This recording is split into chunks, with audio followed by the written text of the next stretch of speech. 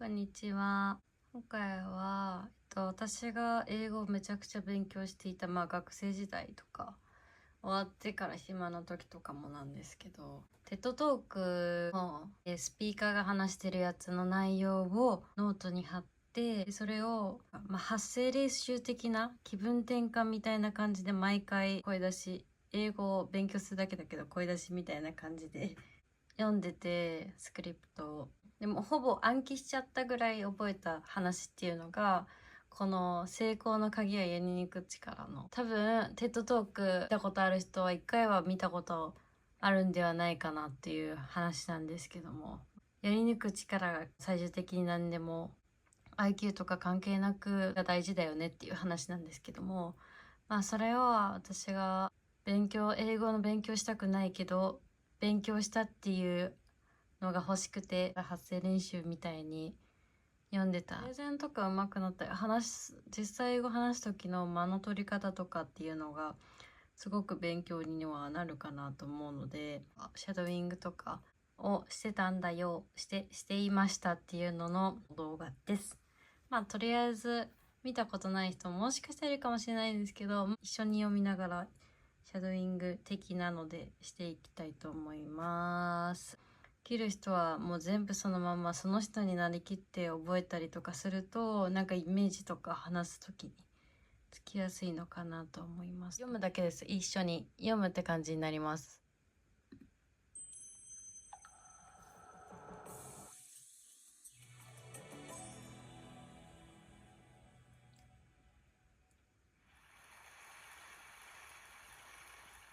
When I was 27 years old, I left that very demanding job, management consulting, for a job that was even more demanding, teaching.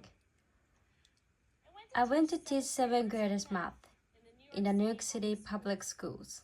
Unlike any teacher, I made quizzes and tests, and I gave a homework assignment. When the work came back, I calculated grades.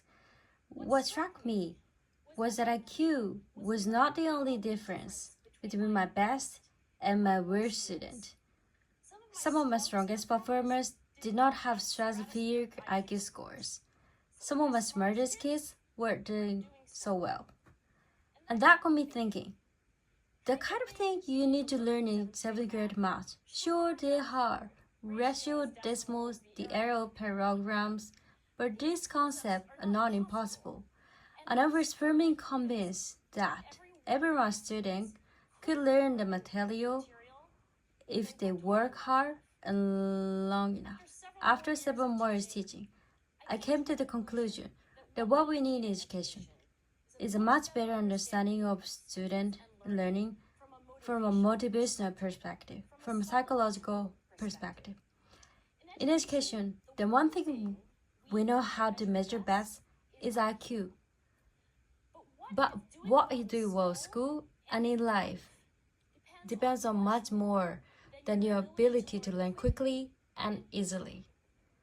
So I left the classroom and I went to graduate school to become a psychologist. I started to study kids and adults in all kinds of super challenging settings, and every study my question was, who is successful here and why? And my research team and I went to West Point Military Academy. We tried to predict which cadets would stay in military training and which would drop out.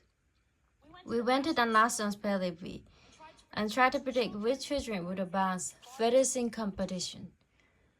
We studied rocket teachers working in really tough neighborhoods, asking which teachers are going to be here in teaching by the end of the school year, and of those, who will be the most effective and improving learning outcomes for the student. We partnered with private companies asking which of those salespeople is going to keep their job and who is going to earn the most money. In all those very different contexts, one characteristic emerged as a significant predictor of success. And it was a social intelligence, it was a good looks, physical health, and it wasn't IQ. It was grit. Grit is passion and perseverance for barely long-term goals. Grit is having stamina. Grit is sticking with your future. Digging it out, not just for the week, not just for the month, but for years. and working really hard to make the future a reality. Grit is living life like it's a marathon, not a sprint. A few years ago, I started to study grit in the Chicago public schools. I asked thousands of high school juniors to take grit questionnaires, and then waited around more than a year to see who would graduate. Turns out, the grittier kids is significantly more likely to graduate, even when I matched them on every characteristic I could measure. Things like family's income, standardized achievement test score, even how sad kids felt when they were at school. So it's not just at West Point or the National Spelling that grit mattered. It also in school, especially for kids at risk for dropping out. To me, the most shocking thing about grit is how little we know, how little science know about building it. Every day, parents and teachers ask me, how do I build grit in kids? What I do to teach kids a solid work ethic? How do I keep them motivated for the long run? The honest answer is, I don't know. What I do know is that talent doesn't make you greedy. Our data show very clearly that there are many talented individuals who simply do not follow through on their commitments. In fact, in our data, grit is usually unrelated or even inversely related to measure of talent. So far, the best idea I've heard about building grit in kids is something called growth mindedness. This is an idea at Stanford University by Coach Dweck, and it is the belief that the ability to learn is not fixed, that it can change with your effort. Dr. Dweck has shown that when kids read and learn about the brain and how it changes and grows in response to challenge, they are much more likely to persevere when they fail, because they don't believe that failure is a permanent condition. So growth mindedness is a great idea for building grit, but we need more. And that's where I'm going to end my remarks. That's where we are. That's the work that stands before us. We need to take our best ideas, our strongest intuition, and we need to test them. We need to measure whether we'll be successful, and we have to be willing to fail, to be wrong, to start over again with lessons learned. In other words, we need to be greedy about getting our kids greedier. Thank you.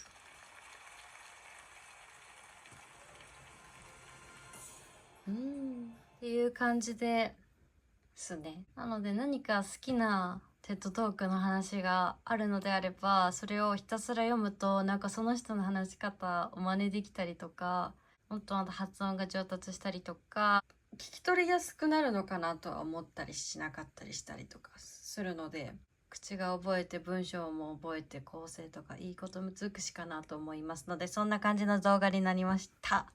以上です。じゃあねー。